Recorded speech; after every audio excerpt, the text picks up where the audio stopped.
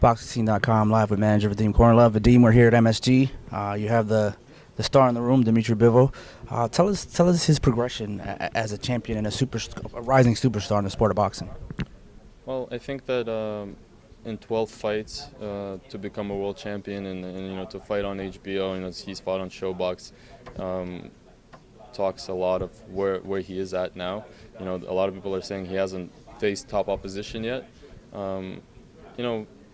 There's just not that many light heavyweights, but we are interested in facing the top opposition. When we got the Agnew fight, we were interested in fighting Barrera, Joe Smith, or whoever we we could get. At that time, from what I remember, Barrera did not want the fight. Now he's interested. Now he's the mandatory in the WBA, and I hope that we can make the fight next because we want to show the world how Dmitry will look against top opponents. Now, Andre Ward was the head of the class after he beat Kovalev. Then he dropped all the bouts, and it seemed like it's back to being wide open. What are your thoughts on how soon Dmitry could be that guy at 175? That guy as in Andre Ward? Or as in the best in the division, yeah. I think it can happen fairly quickly if things go on as they are going now, and if we're able to get the Barrera fight. And from what I've heard, Barrera wants to fight, and he's already agreed to the fight, which is great. I think that will be a competitive fight in the light heavyweight division. And if Dmitry does what he's supposed to in that fight and defends his title, we can talk about a unification next. So, Andre Ward was one of the top stars in the division. It took him a long time to get there.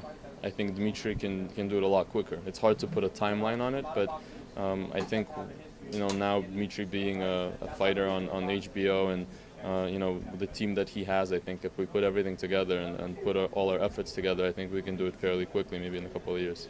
How important was that performance that he had on HBO? It seemingly, you blinked, they're in the ring, you blink a second time, the fight's already over.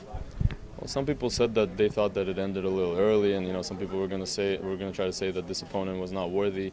At the end of the day, he was a guy that's never been beaten that way. Agnew's never been beaten the way he was beaten. Clarkson has never been beaten, and I know all these guys are, in a way, they're opponents, but they're good opponents, and nobody has beaten them that way, that quickly.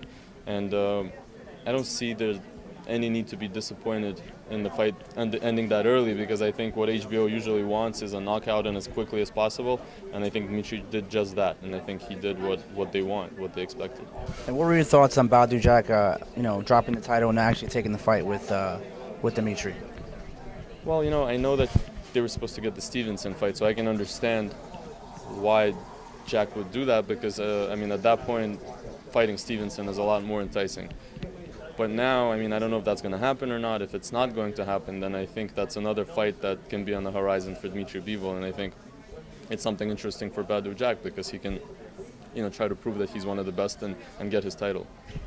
And in terms of the division, like you said, it's not really a deep division, but the top guys are really, really good fighters. You have Artur Beterbiev, you have Sergey Kovalev, Sullivan Barrera, Donna Stevenson, Vadim Kornilov.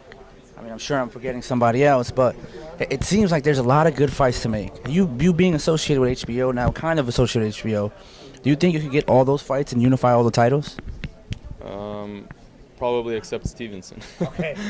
And that's a joke because it's been I don't know. It's just he hasn't been fighting all the guys in the WBC, and Bivol is a champion in another division. Hopefully we can try to make even that happen. The other fighters that you mentioned, I think it's all possible. I think it's all realistic. I know that all those great fighters that you mentioned, they all want to fight the best as well. We know Kovalev, Beterbiev, Gvozdyk. We know these guys want to fight the best. They're the type of fighters that they don't care. They just want to fight the best. And if they want to fight each other, then we can all make it happen and negotiate. And Dmitry said he's associated with main events in the U.S. for the time being. I know you were on an Eddie Hearn show last time. What is his promotional status in the U.S. or just in general? Dmitry Bivol is exclusively promoted by World of Boxing, Andrei Rybinski's company. He's been promoting him from the first fight. We do have an agreement to do the next fight with Main Events and Kathy Duva. We did a fight together with her on Kovalev's card, which was an opportunity she provided for us. Eddie Hearns did a fight in Monaco where we worked together, and he put him in his show. bottom line is, right now we're developing a relationship with Main Events. It's going very well. We plan to see how this next fight goes, and the plan is to go on and do more fights. But right now, the main goal for World of Boxing is to develop the company independently in the United States. That's this year. It's been kind of the beginning of that. Next year, World of Boxing is gonna actually start taking action and start doing shows in the United States. And we hope that companies like Matchroom and Main Events are gonna be our strategic partners. And right now in the United States, Main Events is our main strategic partner that we're working together with, and we have a great relationship so far, and hopefully it will be better and better. Before I let you go, I just have to ask you, fan favorite Ruslan Provodnikov, will we ever see him in the ring again? Well, I just mentioned to somebody that he's about 147, 148 pounds right now, and that's him feeling great and excited about being in politics. He's never weighed that much when he was fighting. So I think he's enjoying that, being a senator. I think he's enjoying that so much. It's getting him motivated to stay in shape, to keep his weight. He's had opportunities to come back and fight, and he didn't seem interested. So I think at this point he'll be in politics, and we'll see what happens. We'll see where he goes from there.